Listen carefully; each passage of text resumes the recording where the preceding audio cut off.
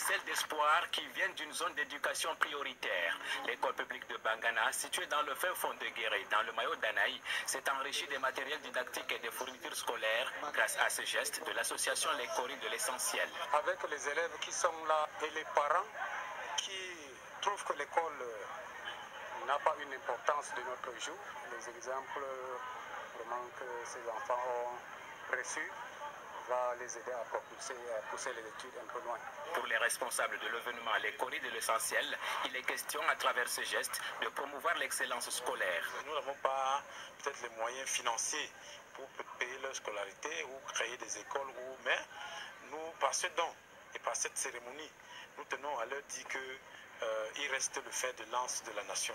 Invité d'honneur de cet événement, le ministre Amounouna Foutou, ancien élève de l'école publique de Bangana, n'a pas manqué de saluer cette action salvatrice. Sensibiliser la communauté éducative pour qu'elle prenne ses responsabilités, pour que cette école voit davantage d'élites émerger et servir notre nation. À travers l'organisation de cette 7e édition des Coris de l'Essentiel, l'événement porté par l'hebdomadaire L'Essentiel et soutenu par d'autres médias démontre sa détermination à accompagner la formation de l'élite de demain.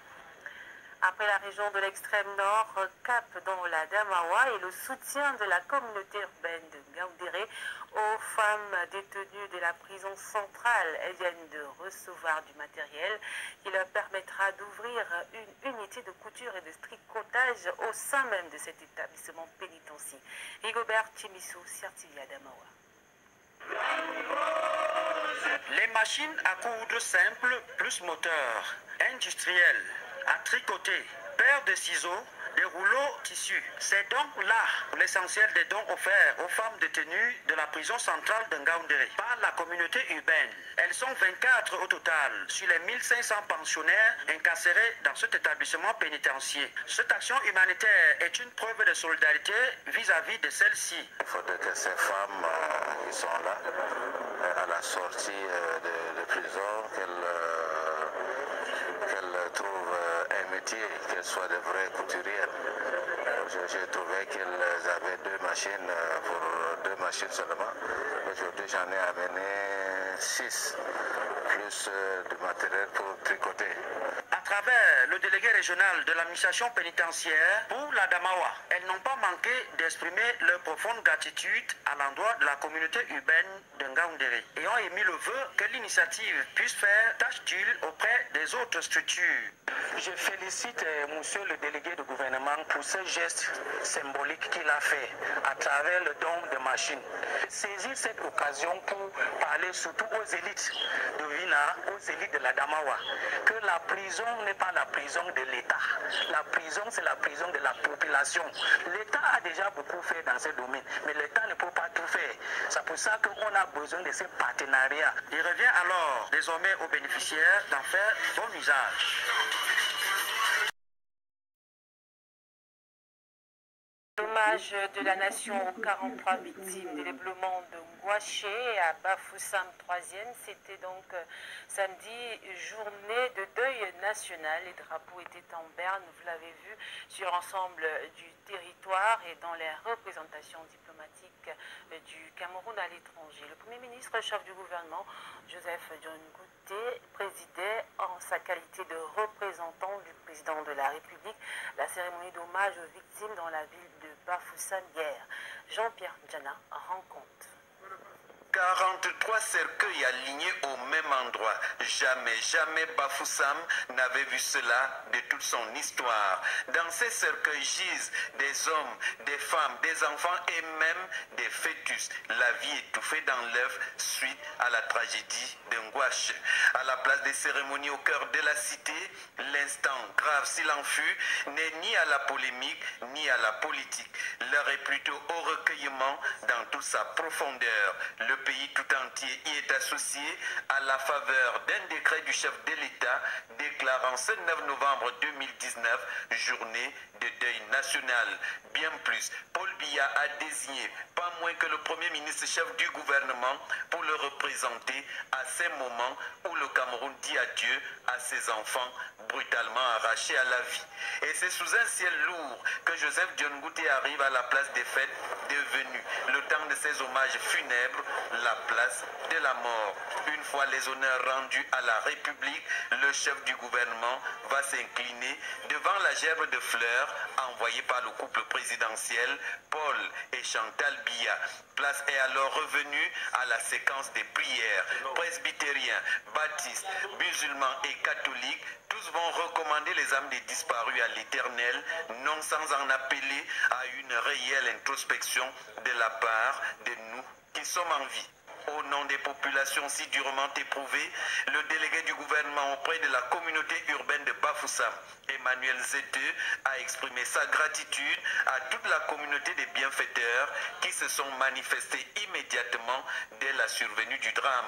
Au premier rang de ceux-ci, le chef de l'État, Paul Biya, qui dans son télégramme de circonstance lu par le gouverneur de la région de l'Ouest, Awafonka Augustine, a souhaité un bon rétablissement aux rescapés. Après le mot de gratitude de ces derniers, le Premier ministre chef du gouvernement est allé réconforter les familles. Épilogue de la cérémonie, le retrait des cercueils pour les différents lieux d'inhumation. Notons qu'à son arrivée à Bafoussam, Joseph Dion Ngouté s'est rendu sur le site de la catastrophe. Et la journée d'hier a été donc déclarée journée de deuil national en hommage aux victimes de Ngouaché, décrétée donc par le président de la République, une tradition républicaine qui permet surtout à la nation tout entière de saluer la mémoire de ses fils disparus dans des circonstances dramatiques. Sur la symbolique de cet hommage, voici l'analyse de Éric Benjamin Lamère. 43 pour l'éternité, 43 Camerounais appelés violemment par la mort dans la nuit du 28 au 29 octobre dernier à Bafoussam. 43 citoyens arrachés à l'amour de leur famille et à l'affection de la communauté nationale tout entière.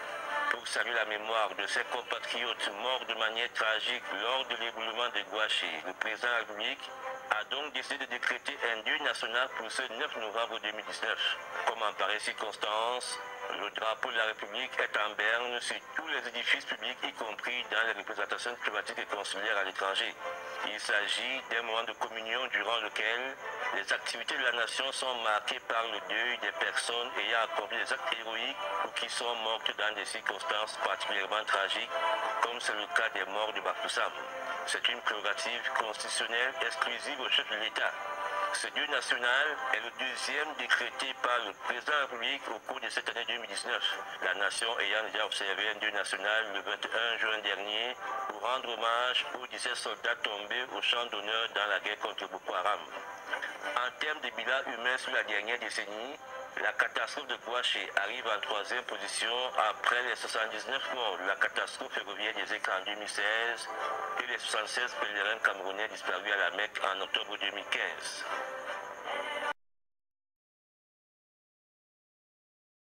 C'était un scénario digne des films hollywoodiens. 4 individus prennent un autostop au lieu dit Mobile Emana à Yaoundé, le bus de l'agence de voyage Binam en partance pour la région de l'Ouest. Au niveau de Bala, il détourne le gros porteur et dépouille les 70 passagers tout en les terrorisant. C'était le trouble total. Puisque quand on vous intime de mettre les mains sur la tête, de baisser le visage et que celui qui bouge, on va lui faire exploser la tête ou couper un membre, c'est un peu stressant. C'est grâce au chauffeur assistant, communément appelé Motorboy, que le martyr vécu va prendre fin. À un niveau, il y a eu un problème entre eux, ils se discutaient qui allait prendre l'argent, d'autres prenaient l'argent à l'intérieur, d'autres prenaient l'argent à l'extérieur. Dès que j'ai constaté qu'ils étaient distraits, je me suis échappé. J'ai trouvé un bus de l'agence qui partait sur Bafoussam. J'ai dit au chauffeur, le chauffeur a appelé le chef d'agence, et c'est là où le chef d'agence a appelé la police de Bala. Aussitôt mis au parfum, les fins limiers et la Légion de gendarmerie du centre vont ratisser large. Une opération qui nous a conduit dans 5 départements des 10 que compte la région. Nous avons pu mettre la main sur 3 des 4 qui ont effectivement pris part à ce braquage. Mais vous avez constaté qu'ils sont 5. Et les 2 que nous avons pris par la suite, c'est notamment celui qui a promis, dans le cadre de la préparation, apporter une arme. Et le deuxième, c'est celui qui a fourni l'arme. 3 mois de suspension pour l'agence de voyage Binam et 5 ans pour le chauffeur. Prendre des individus en cours de chemin, des risques qui ne soutiennent pas les efforts menés par les forces de sécurité. Certes, nous sommes à l'avant-garde, mais la sécurité, c'est une affaire collective. Nous avons besoin de tous les acteurs.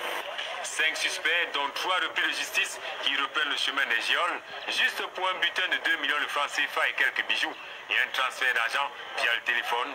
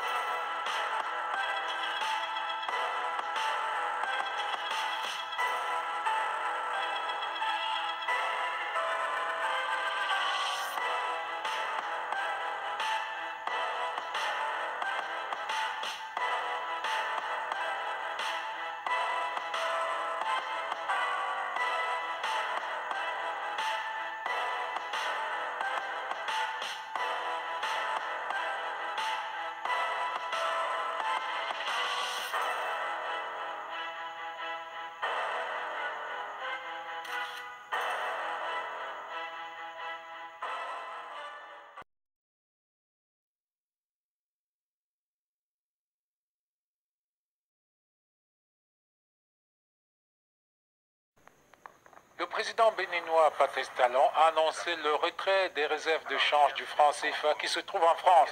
Nous sommes tous d'accord là-dessus à l'unanimité pour mettre fin à ce modèle, a déclaré le président Talon dans une interview à la radio RFI et à la chaîne France 24. La Banque centrale des pays de l'UMOA va gérer la totalité de ses réserves de devises et va les répartir auprès des diverses banques centrales partenaires dans le monde, a souligné le chef de l'État béninois.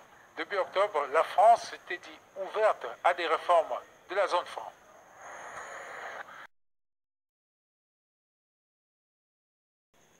Ailleurs, l'armée a annoncé hier la mort de Juvenal Moussa Bimana, chef militaire du groupe rebelle rwandais RUD, connu sous le sobriquet du général Jean-Michel Africa, dans la province du Nord Kivu, près de l'Ouganda. Une mort qualifiée de bonne nouvelle pour la paix et la sécurité dans la région par Kigali, qui a salué l'engagement du président congolais Félix Tshisekedi contre les groupes armés dans l'est de la République démocratique du Congo. Place au dossier de la 2.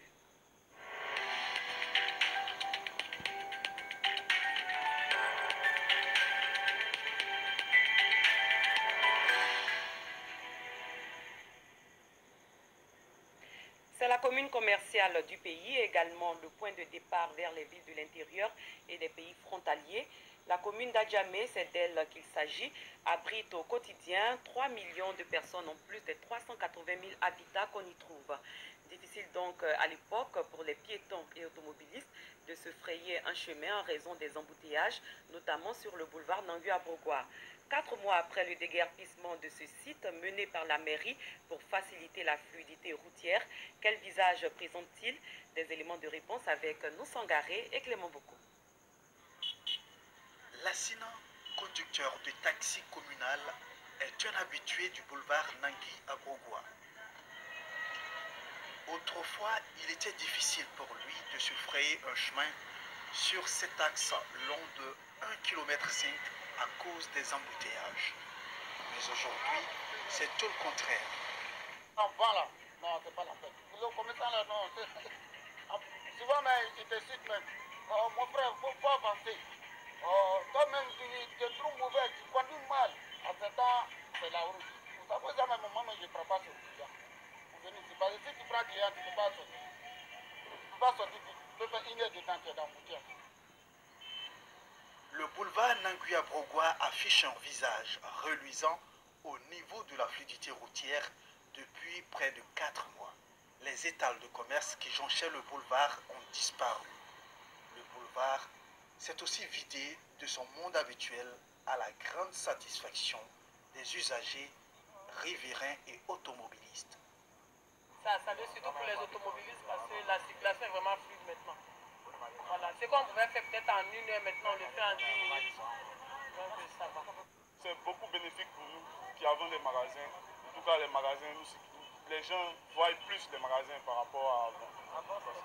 Bon, c'était plus bruyant, on ne pouvait même pas passer pour voir nos magasins. Nos magasins étaient étouffés. En tout cas, oui, les commerçants qui s'arrêtaient en bordure de route, des femmes qui vendent des sachets d'eau, un peu de tout quoi. On ne voyait pas le magasin. Une fluidité qui fait suite à l'opération de déguerpissement menée par les autorités municipales depuis le 25 août dernier. Une opération qui n'est pas sans conséquences sur l'activité des commerçants. Nous, on a des enfants où on se débrouille, tout est cassé. Comme c'est à côté du marché, si on peut se débrouiller dans les assiettes seulement, on peut mettre un peu. Pour vendre matin seulement, lui demande pardon. On fait tout pour nos enfants, même c'est là-bas on paie les squatter de nos enfants. Donc on n'est pas d'accord du tout. Il y a des femmes qui sont là, leurs maris sont morts. Les enfants ne travaillent pas encore. Donc c'est là-bas on fait un peu pour aider nos enfants et nos maris. Donc vraiment, le maire n'est qu'à voir, il n'a qu'à revoir nos positions. Fanta fait partie des déguerpis du boulevard Nangui-Brogua. Pour poursuivre son activité en vue de subvenir aux besoins de sa famille, elle s'est installée dans une ruelle de l'un des quartiers de la commune. Une situation provisoire selon elle. Si police municipale vient là, ah non, tout le monde va chercher bagage pour courir. Donc on souffre, on est là, on souffre même. On ne sait même pas où aller. Donc on demande beaucoup de pardon à monsieur le maire.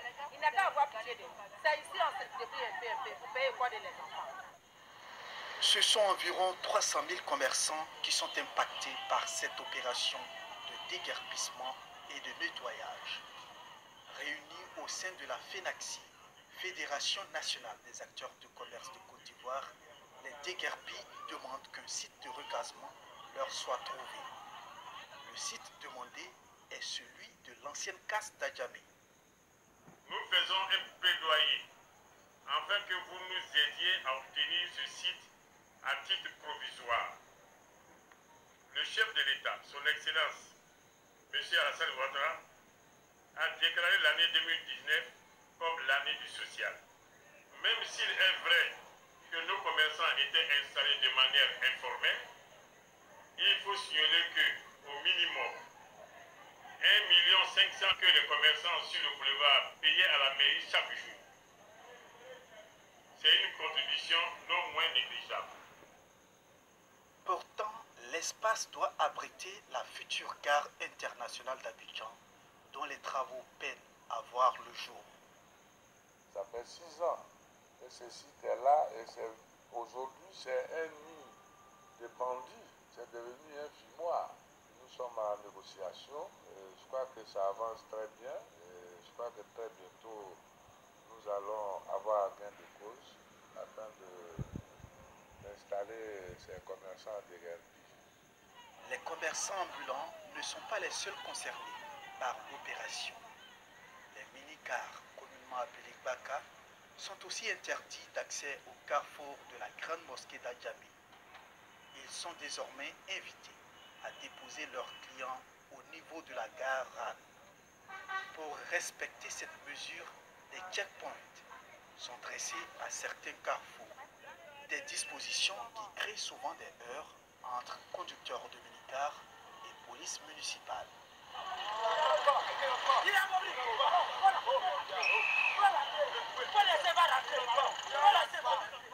Le maire nous a reçu des consignes que nous devons exécuter à la lettre. Parce que c'est le premier magistrat de la commune d'Adjamé. Chaque jour on reçoit des menaces, mais nous sommes habitués. Ça continue, on est là, on n'a pas peur. L'État n'a qu'à voir pour nous, hein. On ne s'en bat pas, on paie tout. On paie assurance, on paie tout. Cas de stationnement, on paie tout. La route est pour tout le monde. Pour éviter que les espaces interdits soient recolonisés par les commerçants et conducteurs de mini-cars, une brigade de 300 personnes a été constituée. Ces agents travaillent de jour comme de nuit pour la réussite de l'opération. Ce qui coûte à la mairie près de 40 millions de francs CFA par mois. Nous avons un manque à gagner de 1,5 million par jour sur nos recettes. Alors, ajouter à cela ce que nous dépensons pour le maintien de l'ordre, parce que ces personnes, il faut quand même leur donner le minimum de SMIC, 350 personnes. Et puis, quotidiennement, il faut dépenser, il y a des dépenses à faire. Les opérations de déguerpissement ne sont pas nouvelles dans cette commune commerciale où circulent au quotidien 3 millions de personnes pour 380 000 habitants. Usagers et automobilistes souhaitent que l'initiative entamée par les nouvelles autorités municipales soit pérenne.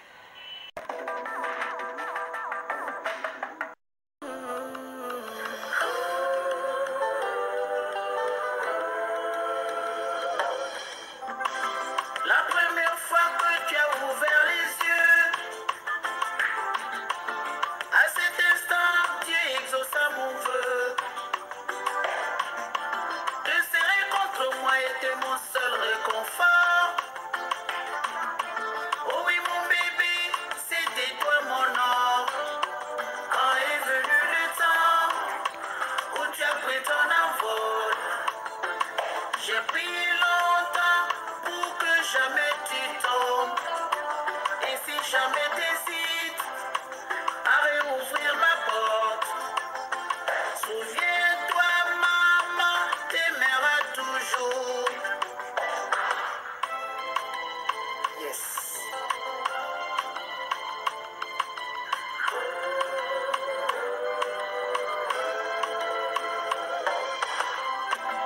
Même si tu es allé vers d'autres amours, tu as toujours ta place dans ma cour.